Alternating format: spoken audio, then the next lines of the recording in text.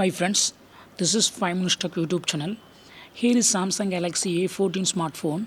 In this video, you will know whether Smart View option is available or not in your phone Samsung Galaxy A14. Okay, so first understand that Smart View is used for screen mirroring from your phone to any TV. So if smart view is available, you can use that. Otherwise, you can use Google Home method of screen mirroring. Okay.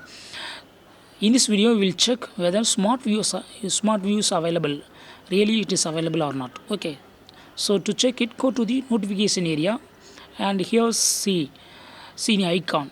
Here will be smart view option available, but there is no option now. If you click on plus symbol, and some more options will appear, and here too there is no smart view option. Okay, so smart view option is not available.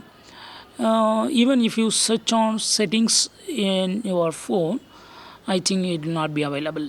See here, go to this settings and go to search there, and search with the smart view. No, it's not displaying. So smart view function is not available in your phone Samsung Galaxy A14. That's the final result of this checking. That's all friends. Thanks for watching. Bye.